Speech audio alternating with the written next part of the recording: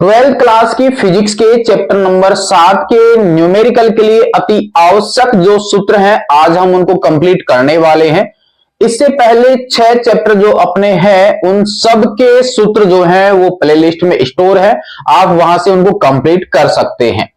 और हमारे पास chapter number 7 जो है वो है प्रत्यावर्ती धारा। हमारे पास चैप्टर नंबर 7 जो है इसमें से 2 न्यूमेरिकल आपके बनने वाले हैं, जिसमें एक न्यूमेरिकल जो है वो आपके ऑब्जेक्टिव टाइप का जो क्वेश्चन होगा उसमें रहने वाला है, जबकि हमारे पास इसमें एक न्यूमेरिकल जो है वो क्वेश्चन नंबर आपके जो 17 होगा, यानी 4 नंबर का जो क्वेश्चन होगा उसमें 3+1 के रूप में वो क्वेश्चन रहने वाला है, जिसमें 1 नंबर का क्वेश्चन आपका न्यूमेरिकल ही होगा। कहने का मतलब इस चैप्टर से आपके 1.5 नंबर के न्यूमेरिकल एग्जाम में पूछे जाएंगे।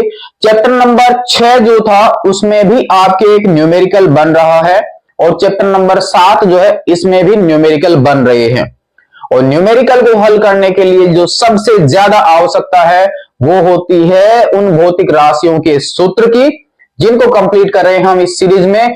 तो चैप्टर नंबर 7 प्रत्यावर्ती धारा, इसके जानते हैं सभी सूत्रों को, जिसमें हमारे पास में सबसे पहला टॉपिक है प्रत्यावर्ती वोल्टता और प्रत्यावर्ती धारा का तात्क्षणिक मान कितना होता है, यानी उनके तात्क्षणिक समीकरण, प्लस में देखेंगे उनकी अधिकतम मान, साथ में एक संपूर्ण चक्र में औसत वैल्यू कितनी होती है, और साथ में हम जानेंगे इन दोनों के वर्ग माध्य मूल मान। तो नोट कीजिए, सबसे पहला टॉपिक अपने पास में है प्रत्यावर्ती वोल्टता का तात्क्षणिक मान। तात्क्षणिक मान हम इसका ज्ञात करने वाले हैं, यानी किसी निश्चित समय पर एक निश्चित वैल्यू हमें प्राप्त होती है जिसे हम उसका तात्क्षणिक मान कहते हैं। कहने का मतलब हम यहां पर वोल्टेज का वो समीकरण लिखने वाले हैं जो समय पर डिपेंड होता है, क्योंकि अलग अलग समय के ऊपर उसकी वैल्यू जो है वो अलग अलग हमें मिलने वाली है। इसे हम v से भी दर्शा सकते हैं। तो v बराबर हमारे पास में है Vm sin ओमेगा t, या हम इसको दर्शा सकते हैं E बराबर Em sin ओमेगा t। यहां पर हमारे पास Vm का जो मतलब है वो है इस वोल्टेज का अधिकतम मान, और ओमेगा बराबर है कोणीय आवर्ती।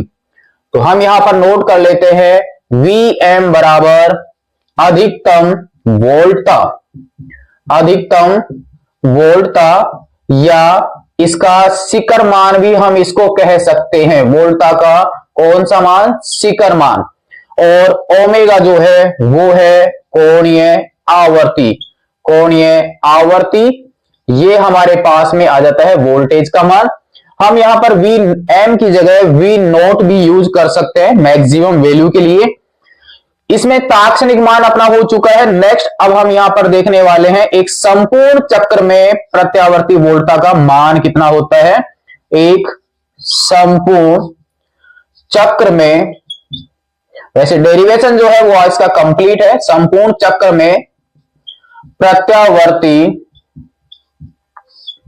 वोल्टता का औसत मान, औसत मान V बार बराबर 0 इसका मान होता है, यानी एक संपूर्ण चक्र में वोल्टेज का जो एवरेज वैल्यू है और करंट की जो एवरेज वैल्यू होती है वो 0 होती है।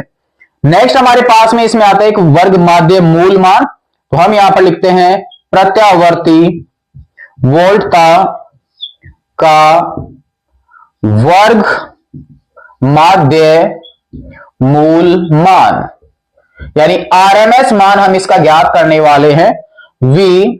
VRMS स्क्वायर मीन रूट वर्ग माध्य मूल मान, जो कि इसके अधिकतम मान का लगभग 70% होता है, और वो मान अपने पास में है अधिकतम मान बटा √2।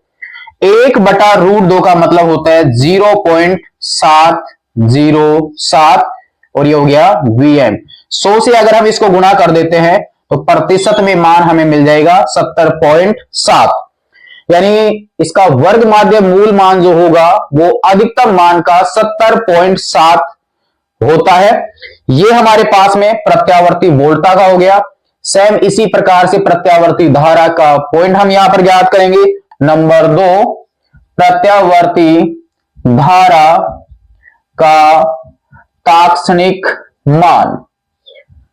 इसी प्रकार से हमारे पास में आ जाएगा I बराबर आई एम साइन ओमेगा टी। आप यहां पर I की जगह स्मॉल I भी यूज कर सकते हैं, क्योंकि आपकी जो बुक है उसमें स्मॉल I से इसको रिप्रेजेंट किया गया है। कैपिटल I और कैपिटल V से इसके वर्ग माध्य मूल मान को दर्शाया गया है।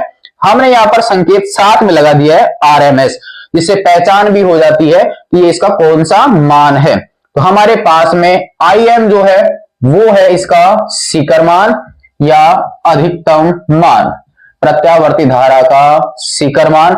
नेक्स्ट हमारे पास में है औसत प्रत्यावर्ती मान। औसत प्रत्यावर्ती धारा एक संपूर्ण चक्र में, एक संपूर्ण चक्र में, तो ये भी हमारे पास शून्य प्राप्त होती है एक चक्र के लिए। नेक्स्ट हमारे पास में है प्रत्यावर्ती धारा का वर्ग माध्य मूल मान, RMS मान। तो हम यहां पर सिर्फ संकेत बदल रहे हैं। IRMS बराबर IM बटा √2 यानी 0.707 IM। ये हमारे पास इसका मान आ जाता है। अगर हमें यहां पर RMS मान दिया जाए तो हम इसका IM ज्ञात कर सकते हैं कितने से गुना करके, √2 से, यानी मैक्सिमम मान जो है वो RMS मान का √2 गुना होता है। हमारे घरों में जो वोल्टेज आती है उसका मान होता है 220 वोल्ट, और वो 220 वोल्ट जो होता है वो उसका RMS मान होता है। तब इसका अधिकतम मान अगर हम ज्ञात करें तो Vm बराबर होता है कितना, √2 गुना, और √2 का मान होता है 1.414, यानी हमारे पास में हो गया 1.414 और Vrms हो गया 220। जब इस पूरे को हल करते हैं तो 311.08 वोल्ट, यानी हमारे पास वोल्टता का अधिकतम जो मान होगा जो अपने घर पे आ रही है उसका मान है 311 वोल्ट, अधिकतम वोल्टेज का मान। ये हमारे पास में प्रत्यावर्ती वोल्टेज और करंट के लिए कुछ वैल्यू प्राप्त हो जाती है हमें। नेक्स्ट में अब हम यहां पर जानेंगे शुद्ध प्रतिरोधीय परिपथ, शुद्ध प्रेरकीय परिपथ, शुद्ध धारितीय परिपथ और LCR परिपथ के लिए कुछ भौतिक राशियों के सूत्र, जो हम फिक्स करेंगे कि हमारे पास 6-7 राशियां होंगी जो सभी के लिए उनके सूत्र हम ज्ञात करने वाले। फिलहाल आप इनको यहां तक कर लीजिए नोट, फिर देखते हैं शुद्ध प्रतिरोधीय परिपथ के लिए। शुद्ध प्रतिरोधीय परिपथ के लिए हम कुछ भौतिक राशियों के सूत्र यहां पर जानने वाले हैं, जिनको हम यहां पर नोट कर लेते हैं सबसे पहले, फिर एक साथ इन सबके सूत्र यहां पर जानेंगे। इसमें हमारे पास में है प्रत्यावर्ती वोल्टता। प्रत्यावर्ती वोल्टता, इसका सूत्र हमारे पास क्या होगा। सेकंड हमारे पास में है प्रत्यावर्ती धारा। तो जब हम AC सोर्स के साथ सिर्फ प्रतिरोधक को जोड़ते हैं तो हमारे पास ये जो वोल्टेज है उसका मान कितना होगा, धारा जो है उसका मान कितना होगा। थर्ड हम यहां पर ज्ञात करने वाले हैं अधिकतम धारा। अधिकतम धारा यानी IM का जो मान है वो कितना होगा।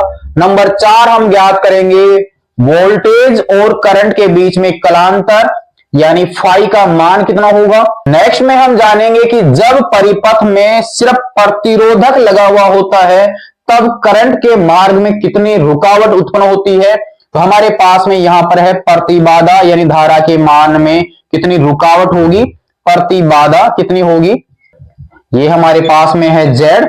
यहां पर नंबर 6 की बात करते हैं तो हम ज्ञात करेंगे कि जब परिपथ में सिर्फ R जुड़ा हुआ हो AC सोर्स के साथ तब तात्क्षणिक शक्ति का मान कितना होगा। तो नेक्स्ट हमारे पास में है तात्क्षणिक शक्ति। तात्क्षणिक शक्ति का सूत्र भी हम यहां पर ज्ञात करने वाले हैं। और फिर हमारे पास में नंबर 7 पे जो मान आएगा वो होगा एक संपूर्ण चक्र में औसत शक्ति कितनी होगी, यानी कितनी शक्ति का क्षय होता है जब AC सोर्स के साथ एक प्रतिरोधक जुड़ा हुआ होता है। ये हमारे पास 7 पॉइंट हैं, इन्हीं 7 पॉइंटों को हम यूज करेंगे शुद्ध प्रेरकीय परिपथ के लिए, और इन्हीं 7 का मान ज्ञात करेंगे हम शुद्ध धारितीय परिपथ के लिए, तथा इन्हीं 7 पॉइंटों के लिए सूत्र ज्ञात करेंगे हम एलसीआर परिपथ के लिए। 4 परिपथ अपने सिलेबस में है, इसके अलावा आर और एल का परिपथ बनता है, एल और सी का परिपथ बनता है, सी और आर का परिपथ बनता है। वो 3 परिपथ जो है वो अपने सिलेबस में नहीं है। तो अब हम इनके सूत्र नोट करते हैं। प्रत्यावर्ती वोल्टा का सूत्र तो हमारे पास में है V बराबर V M sine omega T. Current का जो फॉर्मूला है वो हमारे पास में है I बराबर आई M sine omega T.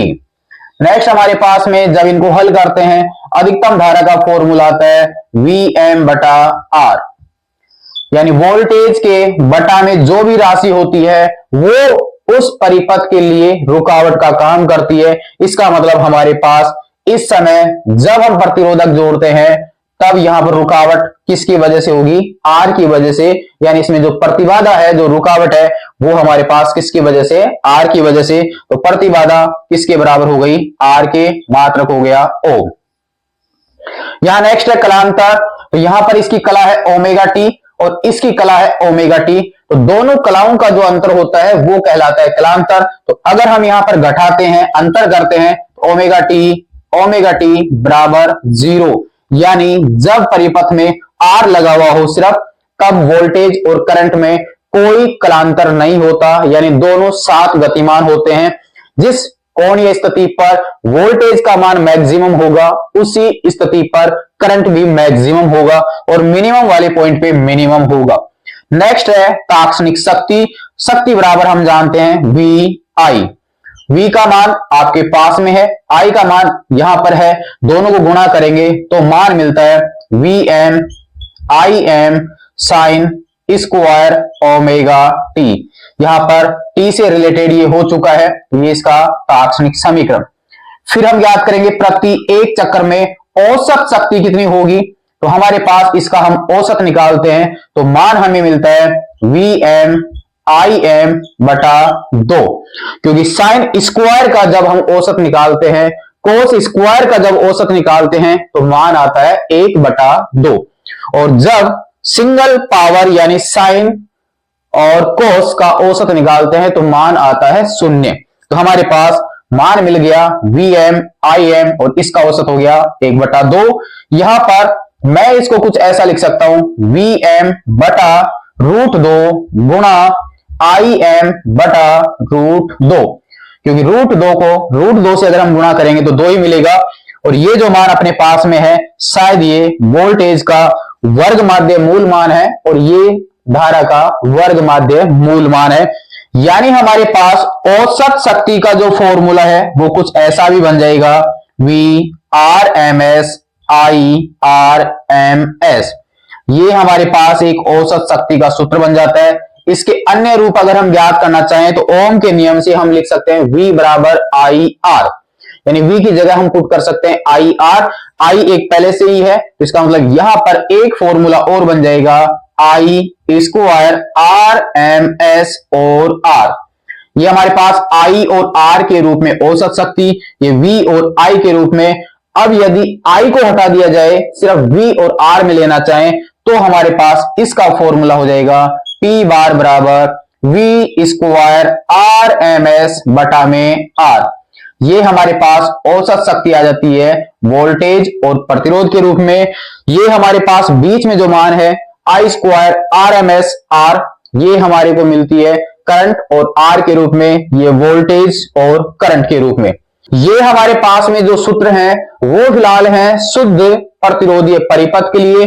Next अब हम यहां पर ज्ञात करेंगे कि जब एसी सोर्स के साथ केवल और केवल एक प्रेरक कुंडली जुड़ी हुई हो तब वहां पर इन भौतिक राशियों के क्या सूत्र मिलने वाले हैं उनको ज्ञात करेंगे। तो हमारे पास में पॉइंट नंबर 4 शुद्ध प्रेरकीय परिपथ, शुद्ध प्रेरकीय परिपथ, इन्हीं राशियों के मान हम ज्ञात करने वाले हैं। तो नोट करते जाइए साथ के साथ प्रत्यावर्ती वोल्टता, प्रत्यावर्ती वोल्टता, फॉर्मूला हमारे पास में है V बराबर Vm साइन ओमेगा टी। अब हमारे पास धारा की अगर हम बात करें तो धारा हमारे पास में हो जाएगी प्रत्यावर्ती धारा, प्रत्यावर्ती धारा, और फॉर्मूला हो जाएगा I बराबर Im sine omega T minus pi by 2। इसका मतलब ये हुआ कि प्रेरक कुंडली लगाने पर वोल्टेज और करंट की कला में अंतर आ चुका है। इस समय दोनों की कला बराबर है, जबकि यहां पर ओमेगा टी और यहां omega T minus pi by 2। यहां से साफ साफ दिख रहा है कि करंट की जो कला है वो वोल्टेज की कला से पाई बाई 2 पीछे है। इसका मतलब कितने का अंतर है? पाई बाई 2 का। नेक्स्ट हमारे पास तीसरा जो टॉपिक हम यहां पर ले रहे हैं वो है हमारे पास अधिकतम धारा, अधिकतम धारा। ये हो गया आई एम बराबर, जब हल करते हैं इसको तो वी एम बटा यहां पर आता है ओमेगा एल। ओम के नियम से वोल्टेज के बटा में जो भी राशि होती है वो उस परिपथ में धारा के मार्ग में रुकावट है। इसका मतलब प्रेरक कुंडली जब लगाई गई थी तो रुकावट का काम ये वाली राशि करने वाली है, यानी ओमेगा एल। तो अब हमारे पास पॉइंट नंबर 4 कलांतर, और फिर देखते हैं इसकी रुकावट। कलांतर फाई बराबर वोल्टेज की कला है ओमेगा टी, करंट की है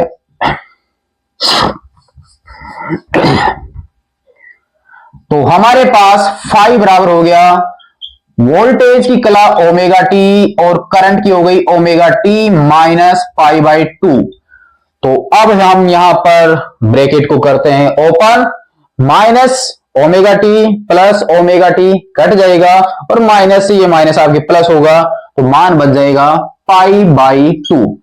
यानी ओमेगा टी में से इसको जब घटाया आंसर मिला हमें पॉजिटिव, और पॉजिटिव आंसर आपको कब मिलता है? जब बड़े मान में से छोटे मान को घटाते हैं। इसका मतलब वोल्टेज की कला ज्यादा है और करंट की कला कम है। कहने का मतलब शुद्ध प्रेरकीय परिपथ में वोल्टेज करंट से पाई बाई 2 आगे होती है। यानी जिस वैल्यू पर वोल्टेज मैक्सिमम होगी करंट वहां पर शून्य होगी। क्लियर है? नेक्स्ट हमारे पास में है इसकी रुकावट, और इसकी रुकावट को यहां पर बोला जाता है प्रेरकीय प्रतिघात। यहां पर नाम है अलग से प्रेरकीय प्रतिघात, और जिसे दर्शाया जाता है एक्स एल से। प्रेरकीय प्रतिघात किससे दर्शाएंगे? एक्स एल से। तो इसका मतलब वीएम के नीचे जो भी वैल्यू है वही है इसकी रुकावट ओमेगा एल। ओमेगा बराबर होता है 2 पाई न्यू या 2 पाई एफ। इसका मतलब हमारे पास में ये फॉर्मूला कुछ ऐसा भी बन जाएगा 2 पाई एफ और एल। यहां से साफ साफ दिख रहा है कि एक्स एल जो है वो आवर्ती के क्या है? समानुपाती है। यहां से साफ साफ हमारे को महसूस हो रहा है कि आवर्ती बढ़ने पर रुकावट भी बढ़ेगी। इसी का यूज करके हम ये जान सकते हैं कि एक प्रेरक कुंडली एसी और डीसी के लिए रुकावट किस में उत्पन्न करेगी। तो उस कंडीशन को हम यहां पर नोट कर लेते हैं, यानी डीसी के लिए डायरेक्ट करंट यानी दिष्ट धारा के लिए आवर्ती जो है वो हम जानते हैं शून्य होती है, जबकि एसी जो हमारे घरों में आती है उसके लिए आवर्ती होती है 50 हर्ट्ज। क्लियर है? और डीसी का आवर्ती का जो मान है वो है 0 हर्ट्ज। तो एफ का मान 0 जब हम ये रखेंगे तब हमें मिल जाएगा एक्स एल बराबर 0। एफ का मान 0 रखेंगे तो ये पूरा ही मान हो जाएगा 0। एक्स एल रियल में क्या है? धारा के मार्ग में रुकावट है। तो क्या कोई रुकावट यहां से महसूस हो रही है अथवा नहीं? कमेंट्स में जरूर से बताइए, क्योंकि रुकावट तो है ही नहीं। रुकावट नहीं है तो इसका मतलब वो करंट उस कुंडली से प्रवाहित होगी। कौन सी करंट? डीसी। सारांश क्या आया? एक प्रेरक कुंडली डीसी के लिए कोई रुकावट उत्पन्न नहीं करती है। यहां पर लिख देते हैं इसको। अतः प्रेरक कुंडली डीसी के लिए कोई रुकावट उत्पन्न नहीं करती है, या हम ये कह सकते हैं कि डीसी को अपने में से जाने देती है, नहीं करती है। अगर हम बात करें एसी की, तो एसी के लिए हम जानते हैं एफ बराबर कितना होता है 50 हर्ट्ज। तब एक्स एल बराबर, देखिए फॉर्मूला आपके पास में है 2 पाई एफ और एल। एफ का मान है 50। जब आप यहां 50 रखोगे यानी 2 गुणा 3.14 गुणा 50 और एल का मान कुछ भी होगा, हल करेंगे तो आपको जीरो तो नहीं मिलने वाला। इसका मतलब प्रेरक कुंडली एसी करंट के लिए रुकावट उत्पन्न करती है, यानी पूर्ण रूप से अपने में से एसी को नहीं जाने देती। एक्सएल का मान जीरो नहीं है। अतः हमें क्या समझ में आया यहां पर, अतः एसी के लिए प्रेरक कुंडली आप कंप्लीट करना, रुकावट उत्पन्न करती है। ये लैंग्वेज यहां पर लिखी हुई है। अतः एसी के लिए प्रेरक कुंडली रुकावट उत्पन्न करती है। लाइन को आप कंप्लीट कर लीजिए। तो ये हमारे पास में शुद्ध प्रतिरोधीय के लिए, ये हमारे पास शुद्ध प्रेरकीय परिपथ के लिए। नेक्स्ट में अब हम इसमें ज्ञात करेंगे पॉइंट नंबर 6, तात्क्षणिक शक्ति का सूत्र क्या होगा और औसत शक्ति कितनी होगी जब प्रेरक कुंडली जुड़ी हुई है। फिलहाल आप इसको यहां तक कीजिए नोट, फिर देखते हैं इसके आगे का भाग। शुद्ध प्रेरकीय परिपथ का नेक्स्ट टॉपिक अपने पास में है पॉइंट नंबर 6। वो हमारे पास में है तात्क्षणिक शक्ति का फॉर्मूला। नोट करते जाइए आप यहां से। P बराबर हमारे पास में हम जानते हैं VI, V और I के दोनों के मान रखते हैं, हल करते हैं तो हमारे को यहां पर मिल जाता है minus VM IM sine 2 omega T और बटा में 2। ये हमारे पास में तात्क्षणिक शक्ति का फॉर्मूला, और फॉर्मूला नंबर है 7, वो हमारे पास में है औसत शक्ति। आप यहां पर तात्क्षणिक शक्ति का फॉर्मूला देखें तो यहां पर आपको दिख रहा है साइन 2 ओमेगा टी, यानी साइन की सिंगल घात यहां पर है, और जब इसका औसत लेते हैं तो मान मिलता है हमें 0। इसका मतलब परिपथ में जब एक प्रेरक कुंडली जुड़ी हुई होती है तो वहां पर कोई भी शक्ति क्षय नहीं होता है, सोर्स की पावर में कोई कमी नहीं होती है जब एल जुड़ा हुआ होता है तो। लेकिन जब आर जुड़ा हुआ होता है तो शक्ति क्षय होता है। अब हमारे पास में है पॉइंट नंबर 5। पॉइंट नंबर 5 हम यहां पर ज्ञात करेंगे शुद्ध धारितीय परिपथ के लिए। हमारे पास प्रतिरोधीय परिपथ कंप्लीट हो चुका है, प्रेरकीय परिपथ कंप्लीट हो चुका है, शुद्ध धारितीय परिपथ, इसके लिए हम इन्हीं भौतिक राशियों के सूत्र यहां पर देखने वाले हैं। तो पॉइंट नंबर 1 हमारे पास में है प्रत्यावर्ती वोल्टता।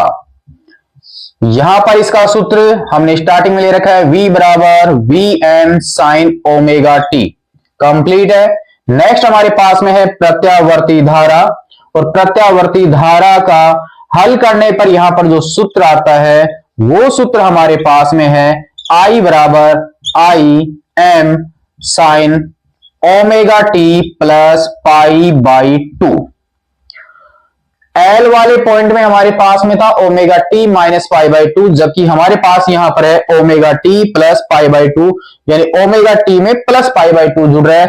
यहां से समझ में आ रहा है कि सी को यूज करने पर, यानी एक संधारित्र को यूज करने पर करंट आगे रहेगी और वोल्टेज पीछे रहेगी।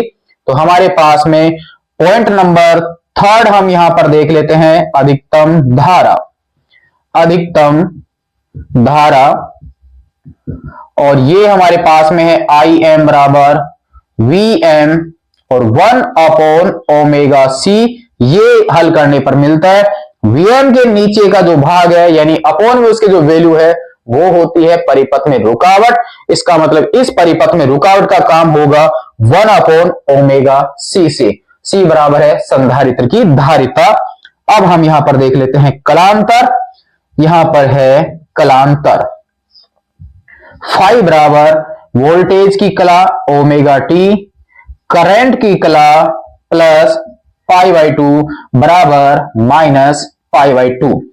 तो जब संधारित्र यूज हो रहा हो एसी सोर्स के साथ, तब वोल्टेज और करंट में जो कलांतर है वो हमें -π/2 मिल रहा है। इसका मतलब वोल्टेज आपके करंट से पीछे रहती है। क्लियर है। नेक्स्ट हमारे पास में है पॉइंट नंबर 5। यहां पर जो रुकावट होती है उसे बोला जाता है धारितीय प्रतिघात। धारितीय प्रतिघात। आर को यूज करते हैं तब वहां पर बोला जाता है प्रतिरोध। एल को यूज करते हैं प्रेरकीय प्रतिघात। सी को यूज करते हैं धारितीय प्रतिघात। इसको दर्शाएंगे एक्स सी से, और मान हो गया 1/ωc, यानी Vm के बटा में जो भी मान है वो पूरा का पूरा आपके रुकावट का काम करेगा। यहां पर हमारे पास 1/2πfc। XC जो है वो आवर्ती के व्युत्क्रमानुपाती है। तो यानी हमारे को समझ में आ चुका है कि XC जो है वो F के क्या है, व्युत्क्रमानुपाती है, यानी XC व्युत्क्रमानुपाती F। ये यहां से समझ में आ जाता है। अब हम इसको यूज करके कंडीशन निकालते हैं कि कैपेसिटर में से डीसी जाएगी अथवा नहीं, एसी जाएगी अथवा नहीं। यानी संधारित्र जो है वो किसके लिए रुकावट उत्पन्न करने वाला है वो अब हम यहां पर देख लेते हैं। तो हम जानते हैं किसके लिए, डीसी के लिए। डीसी के लिए अभी हमने देखा था एफ का मान कितना होता है 0। तब हमारे पास एक्ससी जो है वो कितना होने वाला है, देखिए एफ का मान जब आप 0 रखोगे तो बटा में पूरा ही 0 हो गया, और 0 का भाग दोगे तो मान हो जाएगा अनंत। यानी कैपेसिटर में से डीसी करंट का प्रवाह बिल्कुल भी नहीं होगा। उसके लिए रुकावट जो है वो कितनी हो जाएगी, अनंत हो जाएगी। तो कैपेसिटर में से कोई भी डीसी करंट का प्रवाह नहीं होता है। ये समझ में आ चुका होगा यहां से। नेक्स्ट हमारे पास में है एसी के लिए। एसी के लिए एफ बराबर होता है 50 हर्ट्ज। तब एक्सी जो है देखिए यहां पर 3.14, यहां पर हो गया 50, और सी का कुछ ना कुछ मान जरूर होगा। इसका मतलब 1 के बटे में हमारे पास कुछ वैल्यू आएगी, जो भी वैल्यू आएगी उसका हम 1 में देंगे भाग। भाग देने पर आपको जो आंसर है वो कुछ ना कुछ जरूर मिलेगा, यानी पॉइंटों में मान आएगा, लेकिन रुकावट तो है, लेकिन बहुत ही कम रुकावट है। इसका मतलब कैपेसिटर जो है वो अपने में से एसी को जाने देता है, जबकि डीसी को पूर्ण रूप से रोक देता है। इसका मतलब एक्सी जो है वो इज नॉट इक्वल टू अनंत हुआ। क्लियर है। इसका मतलब इसका मान अनंत नहीं है, और जब अनंत नहीं है तो पूर्ण रूप से रोकेगा नहीं। यानी संधारित्र अपने में से एसी को जाने देता है, जाने देता है, या संधारित्र से एसी का प्रवाह हो जाता है। ये हमारे पास में हो गया कंडीशन। पॉइंट नंबर 6, कौन सा मान, तात्क्षणिक शक्ति का मान। याद हो गया होगा कौन कौन से पॉइंट हम याद कर रहे हैं। P बराबर हमारे पास में आता है value Vm Im sin 2ωt बटा में 2। ये तात्क्षणिक शक्ति का मान है। अब ज्ञात करेंगे इसका पॉइंट नंबर 7, कौन सी शक्ति, औसत शक्ति। यहां से तात्क्षणिक शक्ति का फॉर्मूला दिख रहा होगा आपको, जिसमें sin 2ωt है, यानी साइन की पावर कितनी है सिंगल, उसका एवरेज लेते हैं तो मान आ जाता है 0। यानी कोस और साइन की सिंगल घात का औसत 0 होता है, और साइन स्क्वायर और कोस स्क्वायर का औसत मान 1/2 होता है। तो सी को यूज करने पर भी औसत शक्ति 0 ही होती है।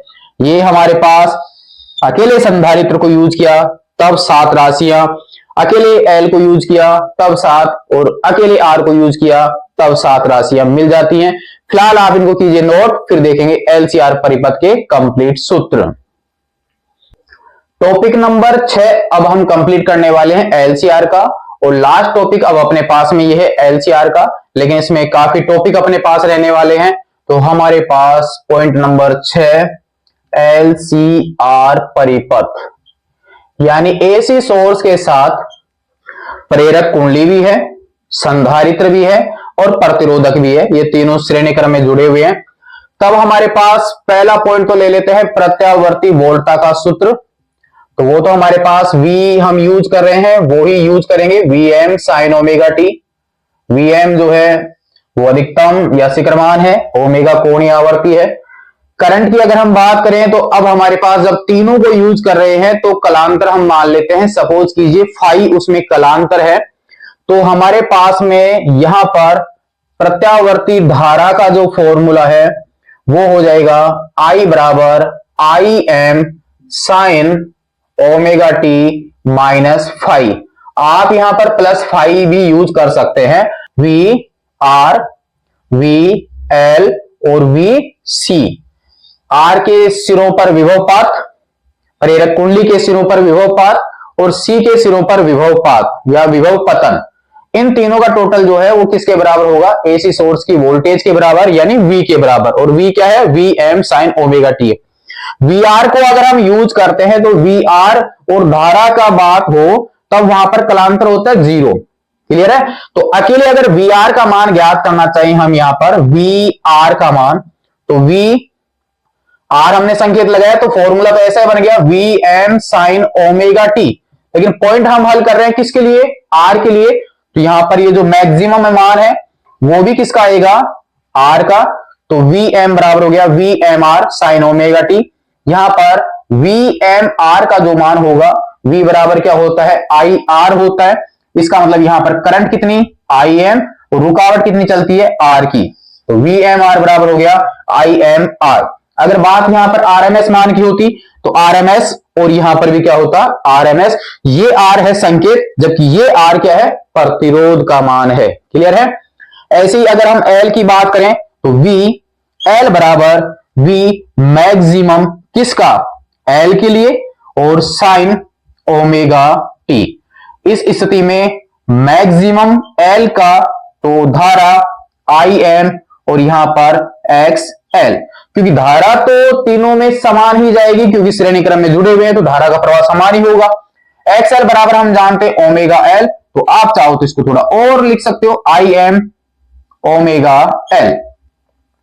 C के सिरों पर विभव पतन Vc बराबर V मैक्सिमम, C का साइन ओमेगा टी और V मैक्सिमम, C बराबर करंट मैक्सिमम, रुकावट है XC और I मैक्सिमम, XC का मान है 1/ओमेगा C, तो ओमेगा C।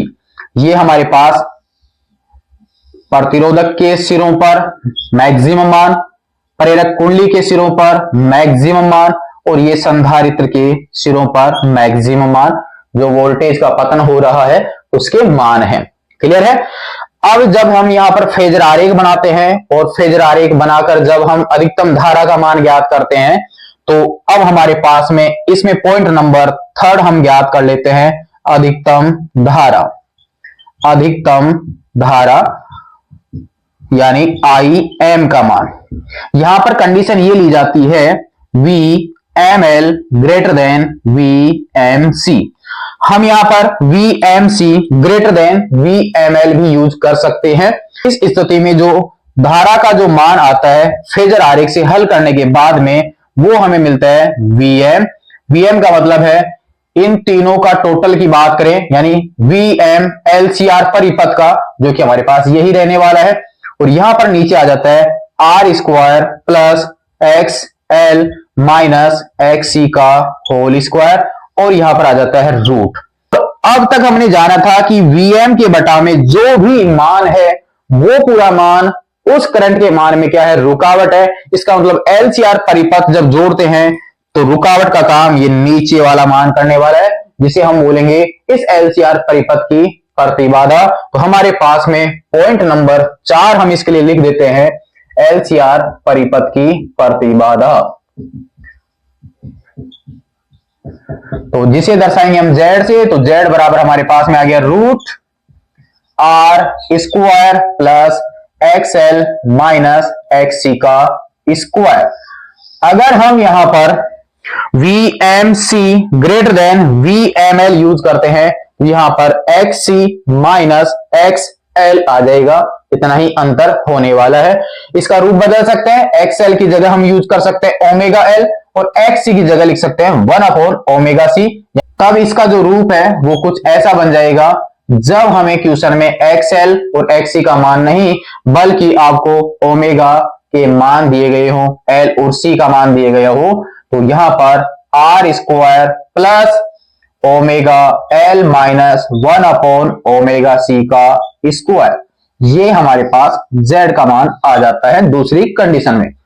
नेक्स्ट अब हमारे पास में है कलांतर कितना होगा। पॉइंट नंबर 5 हमारे पास में है LCR परिपथ में कलांतर यानी फाई का मान।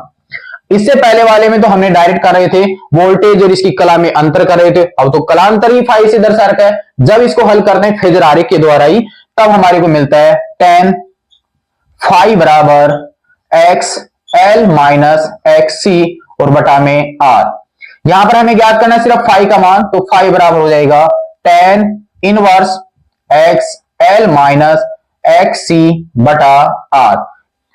कंडीशन आपको पता है, ये फॉर्मूला आपको कब मिल रहा है, जब VML बड़ा है VMC से, यानी L के सिरों पर जो विभवांतर है उसका मान अधिक है C के सिरों के विभवांतर से, तब हमें मिलता है कलांतर का मान ये वाला।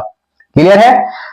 अब इसके बाद कुछ कंडीशन बनती है कि यदि इन दोनों की वोल्टेज बराबर हो जाए, अभी फिलहाल ये जो सूत्र आपके सामने है वो इसके लिए है, अगर हम इसको उल्टा कर देते हैं तो यहां पर XC XL आ जाएगा, XC XL आ जाएगा।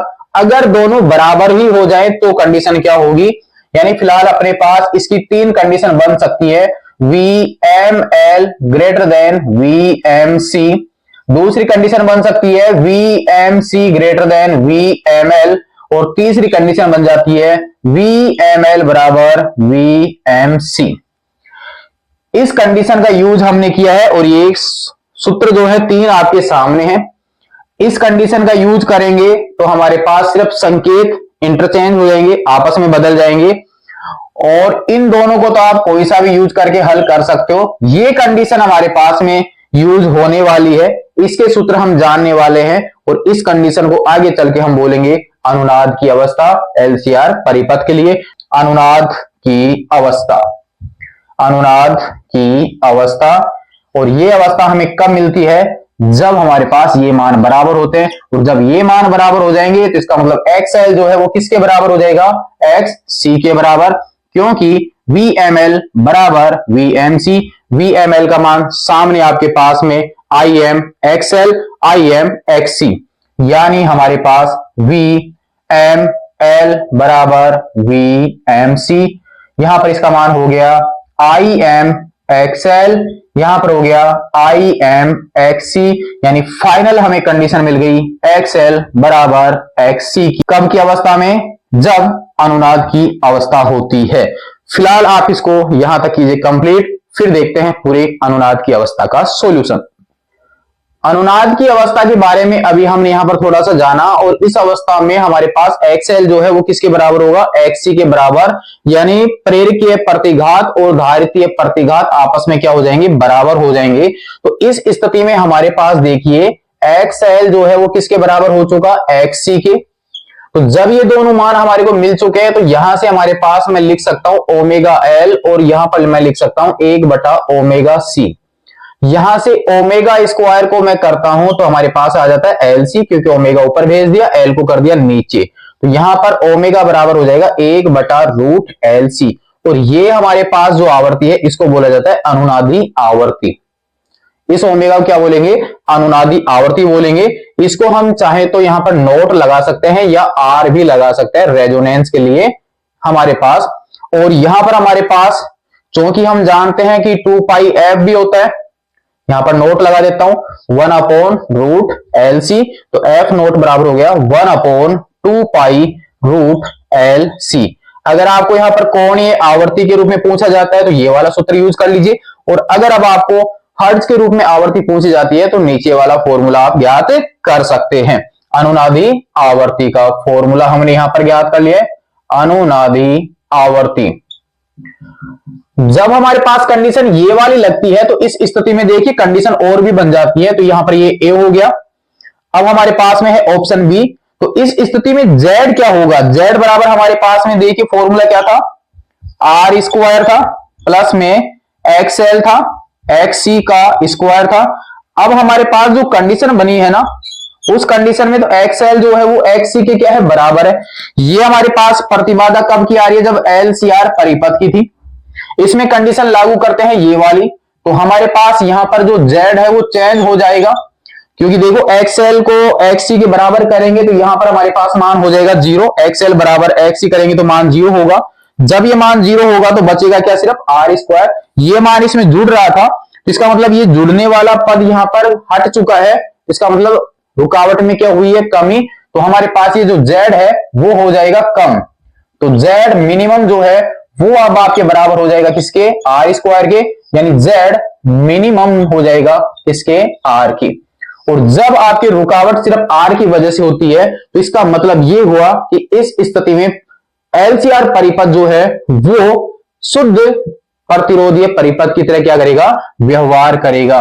यानी इस समय रुकावट थी ज्यादा, तब आपके पास में जो धारा थी उसका मान जो अधिकतम आया था, जब अनुनाद की अवस्था लेंगे तो रुकावट और कम हो जाएगी और धारा जो एलसीआर में थी अब उससे भी ज्यादा धारा हमें प्राप्त हो जाएगी। इसका मतलब इस कंडीशन में नंबर बी हम ज्ञात करेंगे, अधिकतम धारा। अधिकतम धारा का मान ज्ञात करेंगे। जो धारा पहले मैक्सिमम थी अब हमें मैक्सिमम से भी ज्यादा धारा मिलेगी, क्योंकि रुकावट और कम हो चुकी है एलसीआर की अपेक्षा। तो हमारे पास अधिकतम धारा अनुनाद की अवस्था में कर रहे हैं तो आई एम का भी कौन सा मान मिल जाएगा? मैक्सिमम। तो आई मैक्सिमम जो पहले थी उसका भी मैक्सिमम मान मिल जाएगा और वोल्टेज वीएम और बटा में आ जाएगा जेड मिनिमम। जब हम सिर्फ आई एम ज्ञात करते हैं तो जेड लगाएंगे और आई एम मैक्सिमम ज्ञात करते हैं तब वहां पर जेड मिनिमम लगाएंगे और जेड मिनिमम क्या है? आर के बराबर है। तो Vm बटा R। तो कंडीशन का ध्यान रखना कि आपको अधिकतम धारा LCR के लिए पूछी गई है या अनुनादी परिपथ के लिए पूछी गई है। क्लियर है? ये हमारे को मिल जाता है इस कंडीशन में। प्रतिबाधा मिल गई, अधिकतम धारा मिल गई। कलांतर की बात करें तब, तो कलांतर की बात करें तो कलांतर का हम जानते हैं tan inverse XL minus XC बटा R। ये हमारे पास में था एलसीआर के लिए कलांतर। अब कंडीशन है अनुनाद की में, तो XL किसके बराबर? XC के। तो XL XC के बराबर होगा तो फाई बराबर हो जाएगा tan इनवर्स 0। और tan की टेबल में 0 जो है वो 0 डिग्री के लिए ही होता है। तो फाई बराबर कितना डिग्री? 0 डिग्री। यानी कलांतर कितना? 0। और कलांतर 0 कौन से परिपथ के लिए आता था? शुद्ध प्रतिरोधीय परिपथ के लिए। इसका मतलब इस स्थिति में, अनुनाद की स्थिति में, इस स्थिति में एलसीआर परिपथ शुद्ध प्रतिरोधीय परिपथ की तरह व्यवहार करता है। कौन सी अवस्था में? अनुनाद की अवस्था में। अब हम इसमें ज्ञात करेंगे तात्क्षणिक शक्ति का फॉर्मूला और फिर ज्ञात करेंगे औसत शक्ति। और औसत शक्ति वाला जो फॉर्मूला हम यूज करेंगे उसमें भी हम एक बार अनुनाद की अवस्था को अप्लाई करके देखेंगे कि उसमें क्या कंडीशन बनती है। फिलहाल आप इसको यहां तक कीजिए नोट, फिर देखते हैं शक्ति का फॉर्मूला। पॉइंट नंबर 7 अब अपने पास में है। पॉइंट नंबर 7 तात्क्षणिक शक्ति।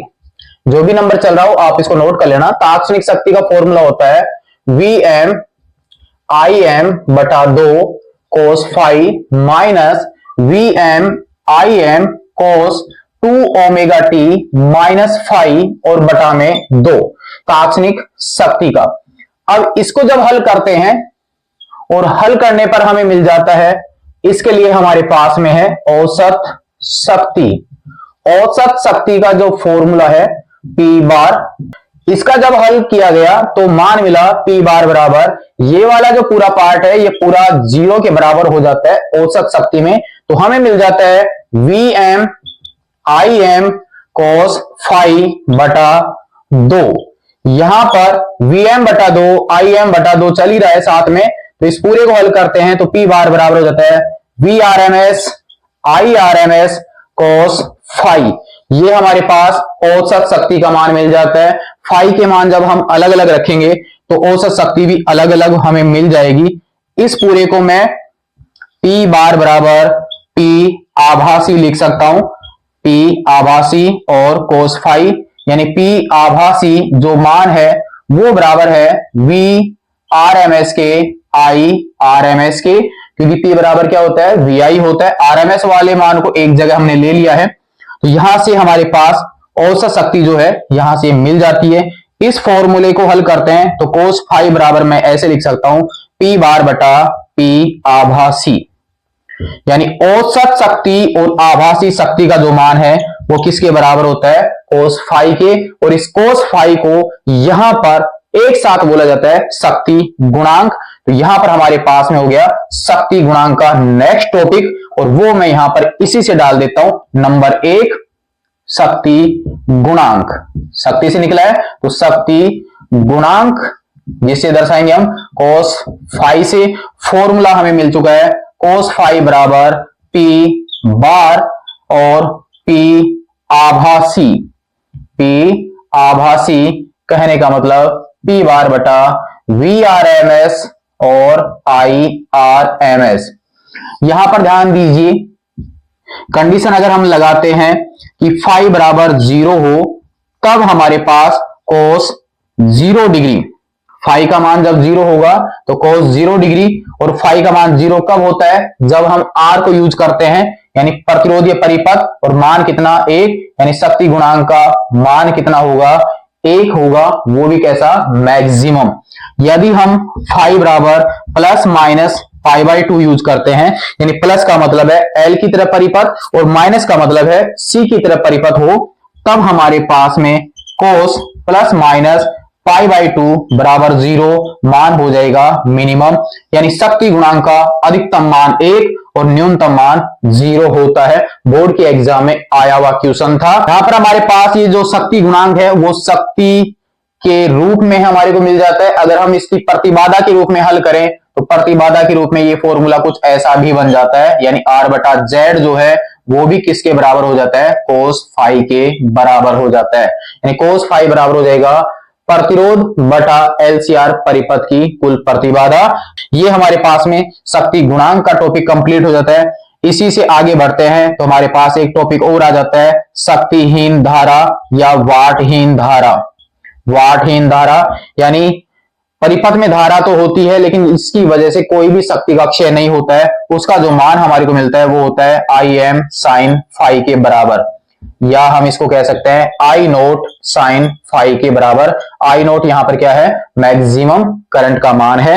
ये हमारे पास वो धारा होती है जो परिपथ में होती तो है लेकिन इसकी वजह से कोई भी शक्ति का क्षय नहीं होता है, जिसे कि कार्यहीन या वाटहीन धारा कहा जाता है। चैप्टर नंबर 7 जो है उसके कंप्लीट जो सूत्र हैं वो आपके हो चुके हैं। चैप्टर नंबर 7 तक पूरी प्लेलिस्ट बनी हुई है, नोट कीजिए, कंप्लीट कीजिए। कंप्लीट अगर हो रहे हैं तो अन्य साथियों को आप जरूर से सेंड कीजिए ताकि उनके भी कंप्लीट सूत्र हो सके।